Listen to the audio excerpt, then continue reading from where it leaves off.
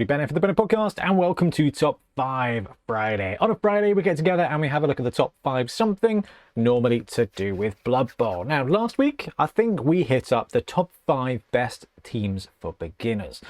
And it was a great one. We had some great comments, some great feedback on that. Now we're going to have a look at the top 5 worst teams for beginners. We put a post out at the weekend. We've had a ton of people giving their advice and we put it together and we think we've got a pretty good list for you today. So on to the top 5 worst teams for beginners. But before we go any further, I think the thing we've got to call out, and I don't think we called it out quite loud enough in the last video, but we're going to call it out right here.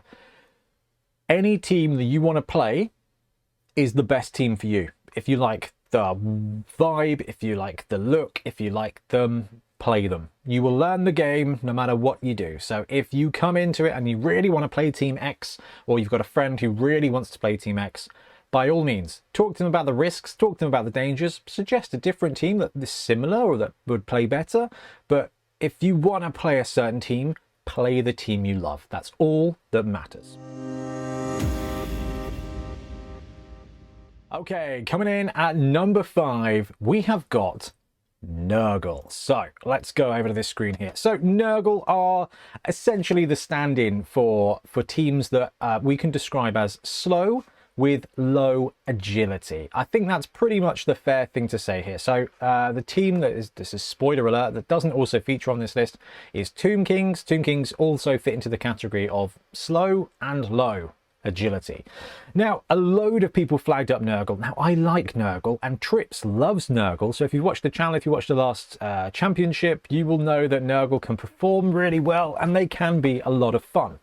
But if you're starting out with Blood Bowl, if you've got somebody just getting into Blood Bowl, they are going to have a tough time. Nurgle is a team that I think I could probably describe best as the best way to play Nurgle is to not play them. And I don't mean don't bring them to the tabletop. I mean, Nurgle's all about positioning, all about defensive positioning. You've got resilient pieces with nega traits for the opponents, with negative effects, right? You've got disturbing presence, foul appearance, things for your opponent, things that just affect your opponent. You've got tentacles.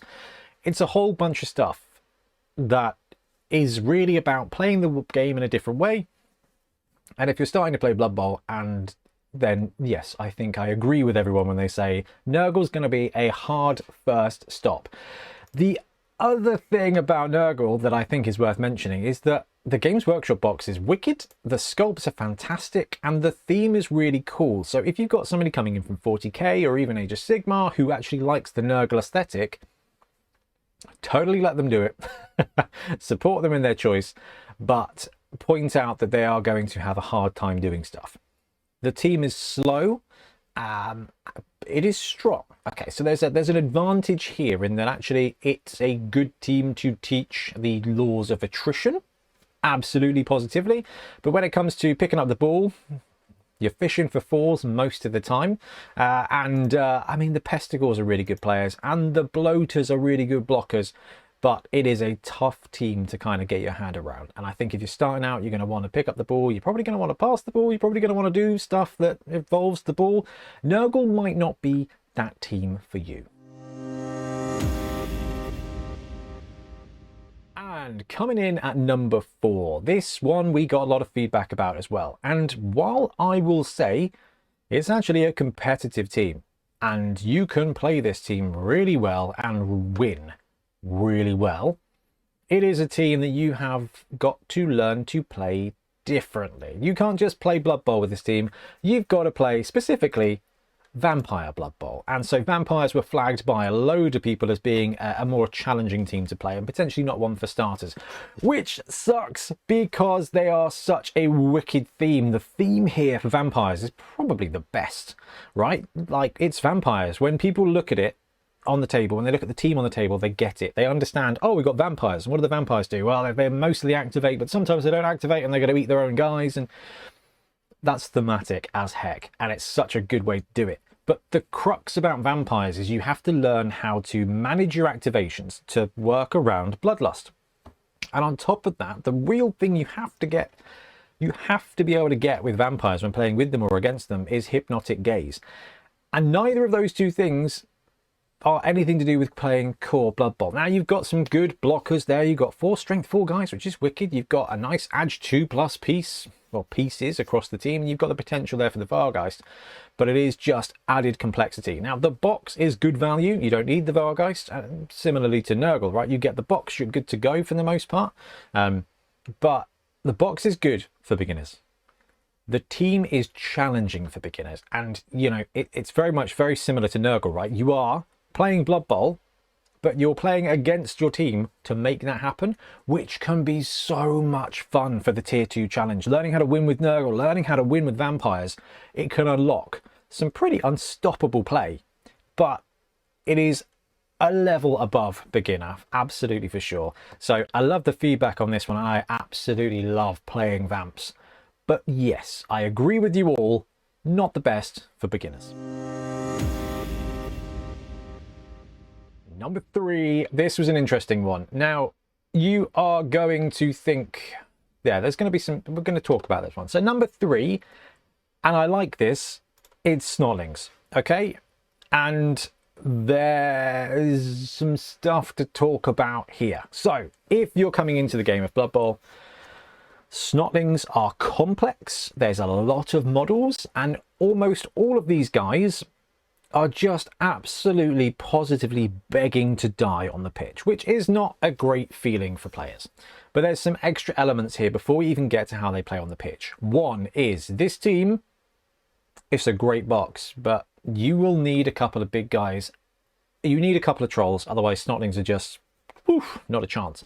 You're also going to need another box, probably for riotous rookies, and then more importantly than anything here, you're going to need a or more than one star player to boost your team up. If you're playing Snotlings in League, your TV is going to be low enough that you're going to be able to induce a star player. And Snotlings really come alive when you are able to run those star players. We're talking Skitter, we're talking Scrapper, we're talking Bomber, we're talking Hackflem. There's a load of great options for Snotlings, which I think is the biggest challenge here. It's not a beginner team. The models are great. They are potentially some of the most fun that we have in Blood Bowl.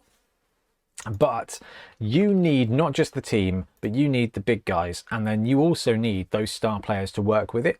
Now, you've got the on-pitch complexity on top of all that as well. So not only do your Snotlings all have sidestep, which means every time you get hit, you have to do a thing, and that can be really good. That can be really good learning experience, because you get to choose where to die. If someone's blocking your Snotling, that's kind of what happens, right? You get to choose where your little dude dies. But it's more involvement. There's no automatics. You've got some challenging positionals in there. You've got to run the trolls for Snotlings. You've just got to run the trolls. Not running the trolls is a very bad idea.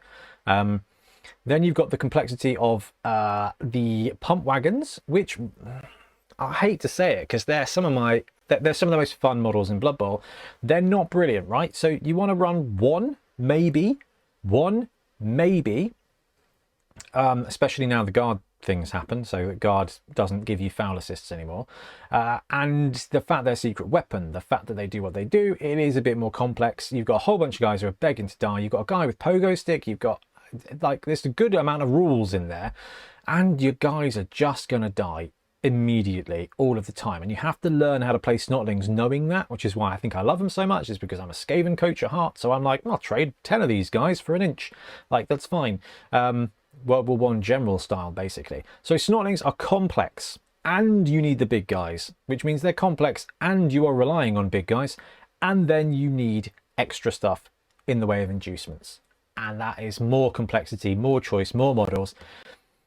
Snotlings are a ton of fun, but potentially not to start out with. Number 2, we have got one of my favourite teams in Blood Bowl. This list is just a list of my favourite teams, isn't it? Vampires, love them. Snotlings, love them. And this team I really love too. So I got a load of feedback about this being not the best choice for starters.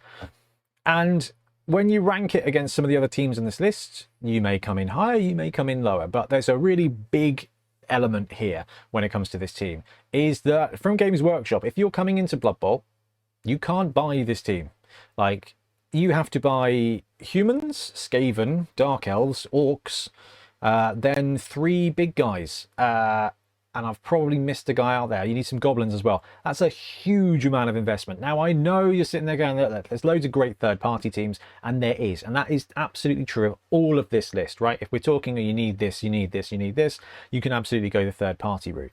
But for a beginner team, actually, the Games Workshop stuff is a really good place to start for the most part. If you're getting into tabletop games, then actually the Games Workshop plastic is probably a really good place to start, rather than the complexities of resin and all this kind of stuff. So when it comes to the complexity of buying, building, putting this team together, you need a lot of different stuff. And then when you play them on the table, you've got a lot of different stuff, which is an additional complexity. So you've got 3 different big guys. I don't care what you're doing with Renegades. I don't care which of the big guys you're taking, but you're taking 3 big guys. Because if you're not taking 3 big guys, what are you doing? Like, play a different team. Come on. You've got the fast Skaven. You've got the agile Dark Elf. You've got the tough Orc. You've got the dodgy Goblin. You've got the human thrower. There's a ton of different positionals. They all do different stuff, and it's such a good, fun team to play. But they are not straightforward. The human linemen are pretty decent, but rerolls are expensive. Your team doesn't really start with any skills, and your big guys are going to absolutely hurt you. It's such a wicked challenge to run on the pitch, and it gives you such the modelling and team franchise building potential that I couldn't love this team more.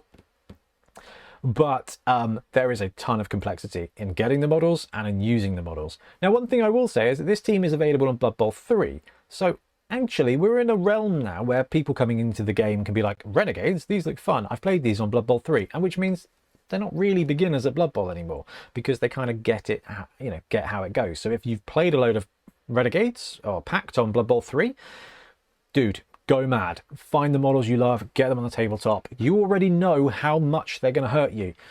But if you don't know how much they're going to hurt you, you're going to get hurt. And talking of getting hurt, number 1, you know what it is, because it's just obvious, right? It is Goblins. Now, the Goblin team is just one of the most thematic, downtrodden underdog teams in the game, and in a league they are violent to the point where every team hates the prospect of playing Goblins. You're probably going to get a win, but it's going to cost you, and not just cost you like in the injury box, cost you like off your roster. And when it comes to league, that can be quite a cost. But I think everybody on this thread was like, yeah, Goblins, it's Goblins, it's Goblins, it's Goblins, it's Goblins. And I think they're probably right. It's Goblins. Now, we've kind of talked about this with the last 2 teams, right? There's a huge amount of complexity in buying this team. Snotlings, you get all the stuff, you just need some trolls and some star players. Pact, you got no chance, it's all over the place. Goblins, you can buy a box of Goblins, and they are quite a lovely box of Goblins. But then you're going to need some trolls, same as the Snotling teams. Then you're going to need to find 2 individual boxes of special weapons, and then you're probably going to need at least 2 star players. So Goblins are kind of like that scene in The Matrix where Neo opens his coat and it's just all sorts of weapons. That's kind of what you need for Blood Bowl if you're going to start Goblins. Now, third-party teams, there's some wicked ones out there. You've got Bruty doing some great stuff. I like the Torchlight one as well.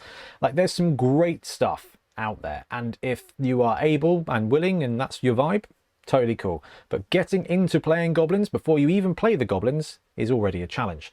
And then you play the Goblins, and Goblins can be terrifying. They've got some great stuff, right?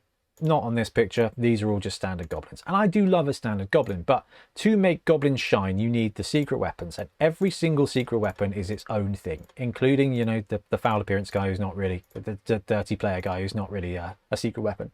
They've all got their own shtick, which means you've got Goblins who are good. Then you've got 6 different players. Then you've got the big guys. So there is a ton of complexity, and every single one of those pieces can go wrong. Your diver can dive into the ground and die. Your hooligan can get sent off. Your ball and chain can murder your own guy and then die. Your chainsaw can murder himself and then die. The bomber can murder everybody and then die. So Goblins are just unbridled chaos in a team. And that makes them delicious to play. But it's quite a step. Now, if you love Goblins and your friend loves Goblins and your friend wants to start playing Blood Bowl with Goblins and they understand what Goblins are, which is a mess, and they are the ultimate underdogs that can spike and cause chaos, but they're not likely to win a huge amount of games, get them on board. They will love it. They won't be playing Blood Bowl. They won't really be learning Blood Bowl, but they will be learning stuff and they will have fun, absolutely. But when it comes to Goblins, they are the ultimate underdog for Blood Bowl.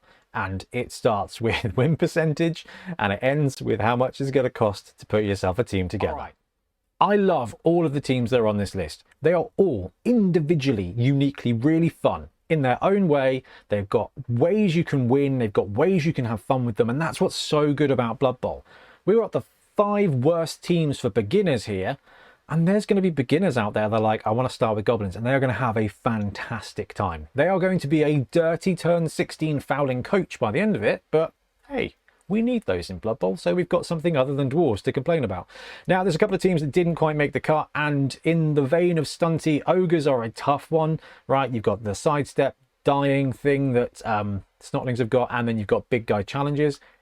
Just watch game 2 of the Bonehead Championship to see how ogres can go really well and really not. That's a spicy meatball.